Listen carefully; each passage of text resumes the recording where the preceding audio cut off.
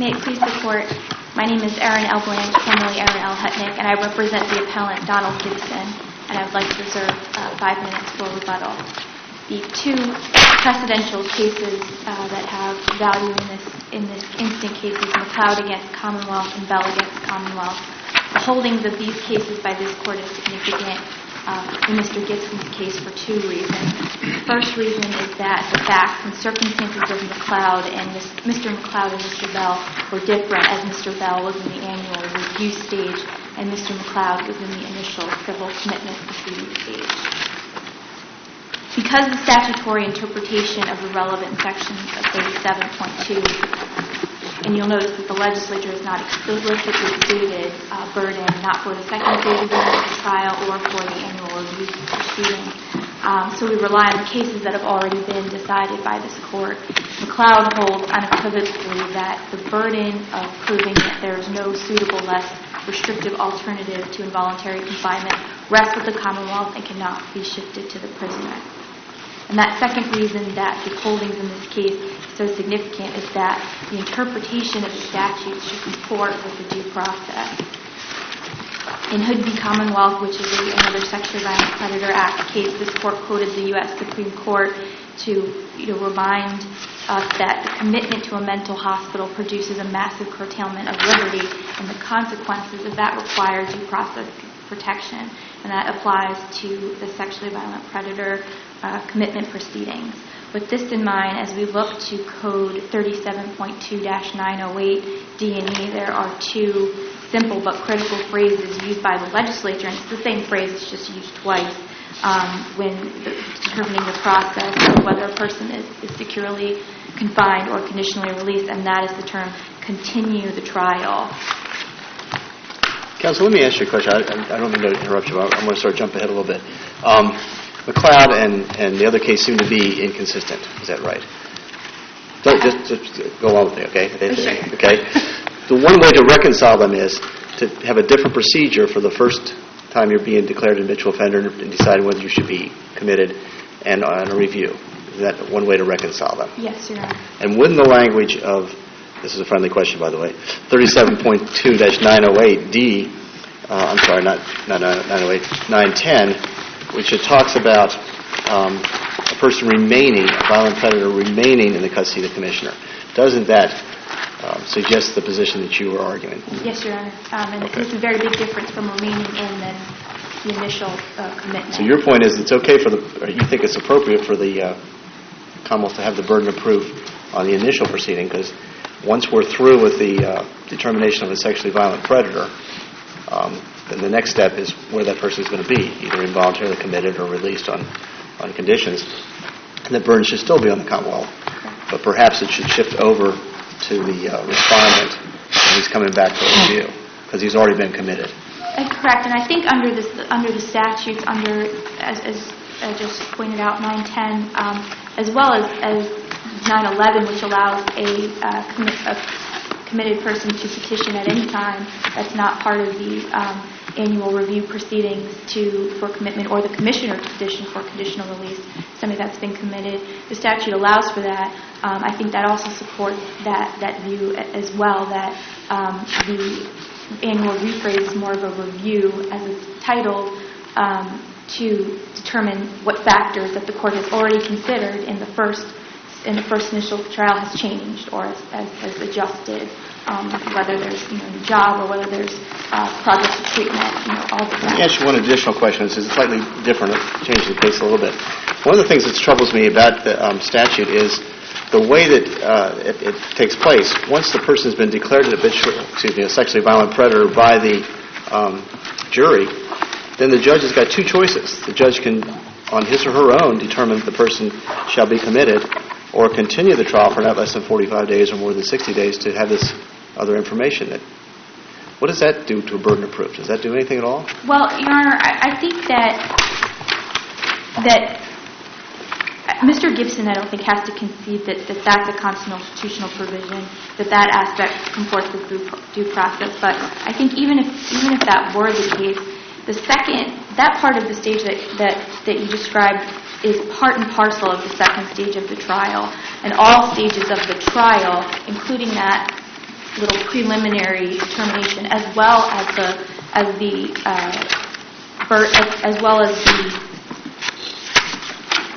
next part, where they're receiving additional the plan and testimony by Mr. Gibson's family members, by parole officer, by his who would be supervising him and treatment providers. That would be part of the clear and convincing standard that the government needs to meet throughout the process. So even if the judge decided that he or she was going to go ahead and commit the person, basically after the sexually violent predator determination, it would still be the same burden of proof. Yes, Your Honor. We have to weigh it with the Commonwealth's burden of proof. And I think at that point, the respondent still has the ability to present evidence. Maybe there's not a plan because the court has decided I'm not going to look into a plan developed by the commissioner. I think that's what's limited to that first distinction, but it's all part of the same clear and convincing standard, because none of that evidence towards what Mr. Gibson's responsibilities, what his monitors would be, what controls would be, that affect his danger to the community, which is why we have these civil commitment statutes. None of those are considered before there's evidence presented. Let me ask you this final question, and I'll let my colleagues ask some questions. If we agree with you on the statutory construction, we don't need to get to the due process. Correct, Your Honor. Okay. I guess I'm trying to understand practically how the statute can work the way you're talking about it working. Because when an individual is found to be a violent sexual predator, it says that the jury has determined because of mental abnormality or personality disorder that the individual finds it difficult to control his predatory behavior, which makes him likely to engage in sexually violent acts. So the jury has found that this person is likely to engage in sexually violent acts, and the statute gives the judge two choices. The judge can commit the person, or the judge can conditionally release the person. Right? I mean, those it's binary. It's one or two. You can conditionally release them, or you can commit them. Now, you say the burden of proof is upon the Commonwealth to prove that there's no less restrictive alternative to commitment. What if the Commonwealth completely fails in doing that? It completely just fails. They just don't do it. They say, Judge, we got no evidence on that whatsoever. And there's no evidence produced to prove that the court can satisfy 37.2-912 concerning conditionally releasing the defendant. What can the court do at that point in time other than commit the defendant? Well, I think the distinction in this case is that if there had been, if the court had taken the position that there was allowed to be evidence presented in the first phase of the trial about Mr. Gibson's controls that he was going to have that was presented in the second phase of the trial, that would be evidence in the record that the judge could apply to 908D. Because you'll notice in 908D some of the considerations that... Well, let's keep things exactly the way they are. None of that was presented in the first trial. And the court says, you know what, I don't have enough evidence to determine whether I do A or B, whether I commit this person or whether I conditionally release them, and we're going to continue this, just like what happened here. And say, for instance, the court had called on the Commonwealth and told the Commonwealth, you have the burden of proof, and the Commonwealth says, we don't have any evidence. What does the judge do then? Well, Your Honor, I think that the judge would violate Mr. Gibson's right to present evidence. No, he can present it. The Commonwealth said, the burden is on us, we don't have any evidence, Judge. Do what you got to do to us. We don't have any evidence to put on. He's going to turn, I would imagine he's going to turn to Mr. Gibson and say, Mr. Gibson, you have an opportunity to be heard. You put on your evidence. And in that case, I think Mr. Gibson would want to put on evidence. I don't think he has to. No, he doesn't have to. Right. But he would want to, wouldn't he? Because I think the court can then go back to what it's learned at the first phase of the trial and limit their findings in 908D. Because 908D, for that first determination, whether they're going to continue the trial or immediately commit the defendant right there, 908D lists, I think it's 1 through 8 factors that they can consider to make that determination. And there's a limited number of factors that are presented in the first phase. The court can use those first phase I guess I don't understand what that has to do with what we're talking about. Because we're saying that there was no evidence in that first phase at all, that those factors couldn't be determined by the judge. I guess I'm maybe misunderstanding your question. Is there was a first phase where evidence was presented, where an expert testified and gave actuarial findings, but then in the second phase there's nothing presented. Is that the question? Right. Right. And so there are things that were presented in the first phase, such as actuarial tests. Well, just like here. Exactly. We're talking about your case. Right. Right. Just like here, there was evidence presented by the Commonwealth in the first phase that would go to this. Some of it would go to the findings in the second phase. Are you saying that satisfies the Commonwealth's prima facie case that they have to put on? I would certainly argue it doesn't, but I think that the court could take that into consideration based on the specific factors. And if that is in fact the case, and the court says that that does not carry the Commonwealth's burden, then what happens? I mean, you're saying that the Commonwealth has the burden, and I'm saying, okay, we'll say they presented the evidence in the first part, and the court says, it doesn't carry your burden. What happens? Well, I think he's then conditionally released if the court does not.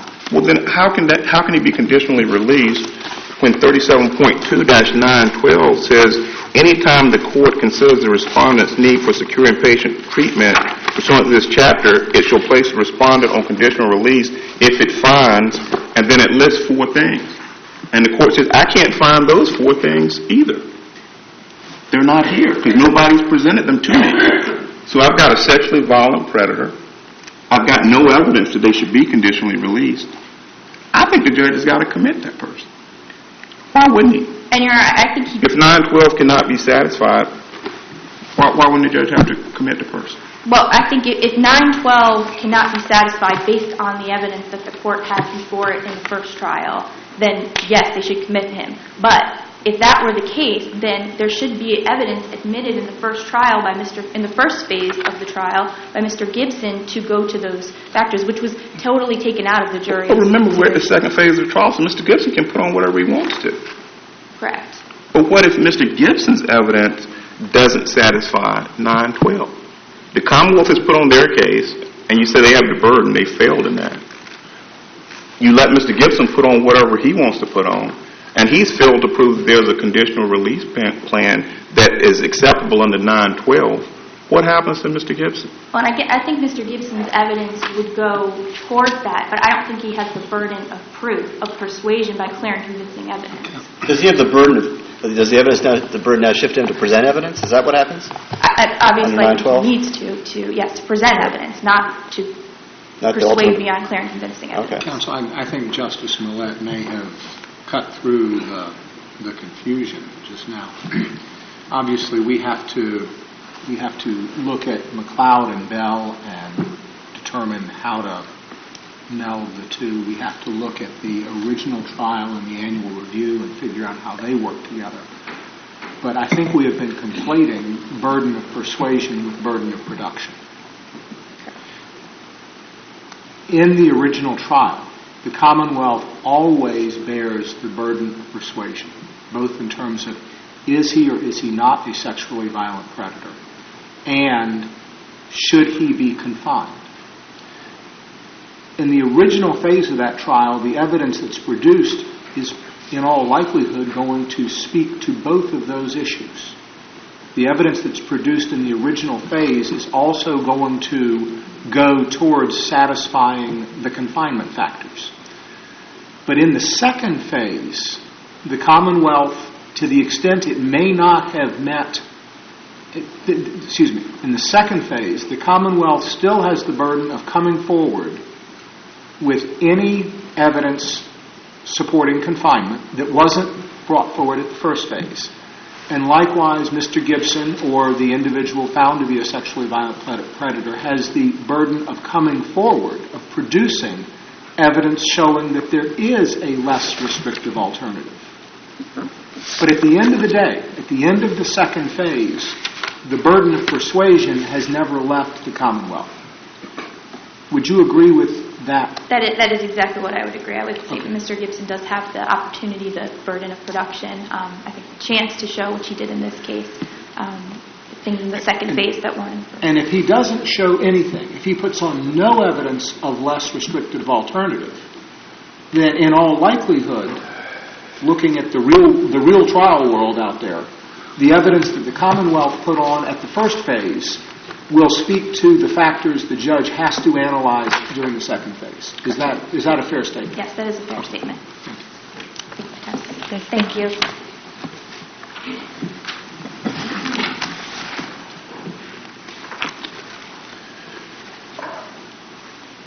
Good morning. May it please the Court, my name is Susan Barr, and I represent the appellee, the Commonwealth of Virginia. I think it's clear from counsel's argument that the issue here is the proper allocation of the burden of proof on conditional release under Virginia Code 37.2912A. At the trial level, the court found that the respondent has the burden to prove that he meets all four of the criteria for conditional release under 37.2912. And I would submit to the court that the trial court's finding in that regard is consistent with this court's holding in Commonwealth v. Bell. It's consistent with the plain language of the statute, and it's not violative of the requirements of due process as Gibson contends. And first, how does it interact with McLeod, though? I heard the Justice's comments, and I do agree they appear irreconcilable. Well, I think they are reconcilable.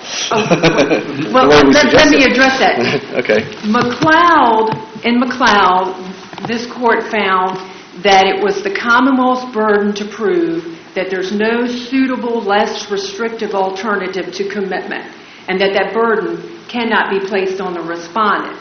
However, there's still some ambiguity there and a lack of clearness, really, because at the same time the court said that it's the Commonwealth's burden, it also said, but yet the Commonwealth isn't required to put forth a specific alternative and then knock it down and say it's unsuitable. Exactly. So then, even assuming, so I think McLeod's not totally clear, but even assuming it is clear, this court availed itself of the opportunity to... Let me just interrupt you. Isn't that consistent with Justice Mims' suggestion that it's a burden to go forward shifting? I think McLeod could be interpreted in that manner, but Bell can't. And that's not what the court said in Bell. And, like I said, even if... So the big distinction is still one's a review and one's the original proceeding. Isn't that the big distinction between Bell and McLeod? I don't find that... I think that's a distinction without a difference. Why? If you look at Bell is clear, and it says the burden of proof is on the respondent on conditional release. But we're also in the framework of remaining in commitment. But in Bell, however, just to address your point there, Bell makes it clear that that's the burden on conditional release in all sexually violent predator cases. That's the language that the court used. It didn't say in annual reviews. It didn't confine it to the context of an annual review. And I think that this court's holding in Bell is consistent with the plain language of the statute. 37.2912A similarly makes no distinction whatsoever as to whether or not conditional release is considered at the trial phase or whether conditional release is considered at annual review. 37.2912A, which was interpreted by the court in Bell as putting the burden on the respondent, it says at any time the court considers the respondent's need for secure inpatient treatment pursuant to this chapter. Counsel, there is a way to reconcile McLeod and Bell, and that is to presume an implicit presumption in Bell. And that implicit presumption would be this, that once the Commonwealth has initially met its burden, which happens at the two-phase trial, that the fact that it has met its burden continues into the future whenever the court hears this case again, and that in the future it must be the sexually violent predator who has to overcome the original proof. So the original proof in the two-phase trial was that he should be confined. The Commonwealth doesn't have to prove that all over again a year later. Rather, that proof steps forward into the annual review. And at that point, the burden does go to the sexually violent predator to say, here's some new information. I have now overcome that, and we're back to a level playing field. We're back to the point where the court has to decide one or the other. Would you agree that that is a way to reconcile the two? I'm not asking is that your position, but would you agree that they can be reconciled if that's the case?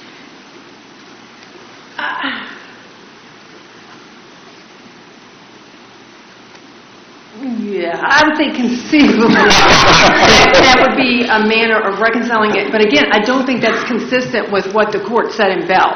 Understood. And I appreciate your candor, both in terms of your words and in terms of your facial expression.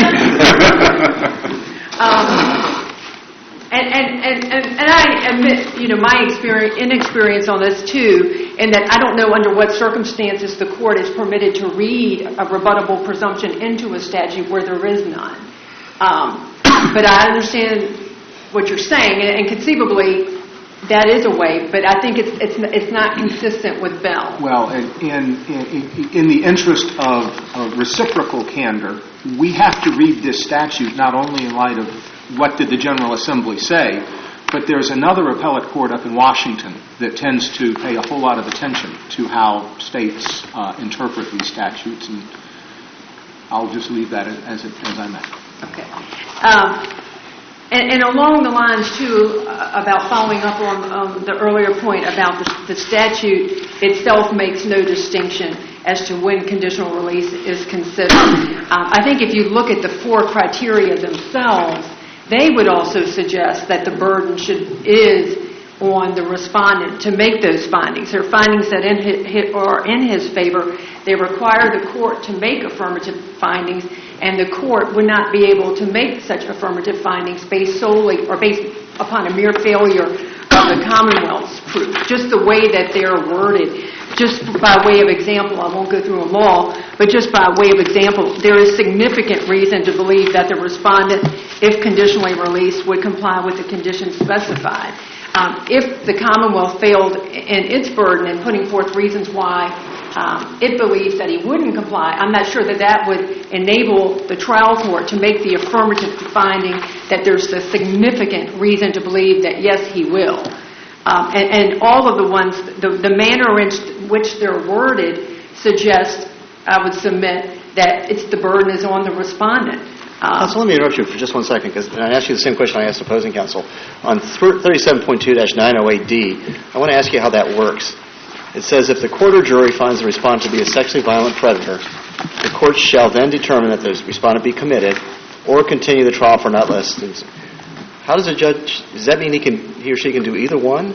What parameters are there to that? The trial court, by statute, at the conclusion of the trial, once there's a finding that he's a sexually violent predator, can, without any further evidence being adduced, commit the respondent on the spot.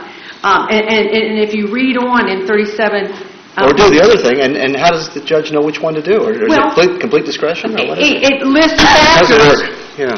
It lists 9 factors that the court may consider in guiding its resolution of the mandatory 4 factors that are 37.2912. Things like the nature of his offenses, what his score was on actuarial instruments. This is all evidence that would have come out at trial. And the court can look and say, gosh, based on the evidence of his offenses, his just exorbitantly high risk for reoffending and other factors, he needs to be committed. But one thing interesting, the statute said the court may consider it. Does that mean the court may not, too, and just go and commit him on any reasons? The court may consider any factor that it thinks is probative on the issue of whether commitment or conditional release is appropriate. And those are factors the court may consider. But what the court must find, even at the trial level, to commit the respondent is the 4 factors at 37.912. These other factors are just to guide the court and implicitly making findings on the factors at 37.2912. Okay, I'll leave you alone now, because that's not dispositive. I just don't know the answer to that question, how that statute works. Thank you. Now, in addition, with respect to the other issue that's raised in this appeal is whether or not placing a burden of proof on the respondent in this matter violates his rights under the Federal Due Process Clause. I would submit to the court today that it does not. As the trial court noted, the liberty interest here is exactly the same, whether you're looking at civil commitment after a dispositional hearing after the second phase of the trial, or if you're looking at civil commitment after an annual review. The liberty interest is exactly the same. It's the right to be free from civil commitment. Gibson tries to make a distinction. Well, the critical inquiry for due process purposes is the fact that at an annual review, he's already been adjudicated as unsuitable for conditional release, whereas at the trial level, he has not. But I would submit that's really a distinction without a difference. It's the same liberty interest, and it doesn't matter whether he's facing civil commitment the first time, the second time, the third time for due process purposes. I would submit that what the critical inquiry is whether or not the Commonwealth has proven by clear and convincing evidence that he's a sexually violent predator. Let me go back on what I said. I am going to ask you another question. Oh, Let me ask you to turn to 37.2-910, which talks about the review. And under D, the second sentence says, if the court finds the respondent remains a sexually violent predator, and we all are convinced that the Commonwealth still has a burden on that one, right? That he remains a sexually violent predator, correct. The court shall order that he remain in custody of the Commissioner for secure inpatient hospitalization. Is that flying in the face a little bit about what you're saying, that the Commonwealth's got the burden again to prove that he's being inpatient as opposed to released?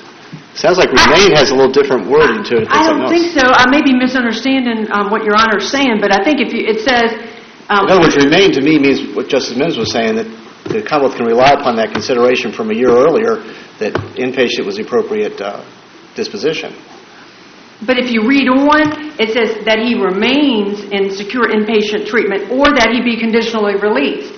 And to determine if the respondent shall be conditionally released, you have to look again at the exact same criteria, 912A, the same criteria that you look at regardless of when you're making the determination, whether it's an annual review, whether it's a trial, whether it's a revocation.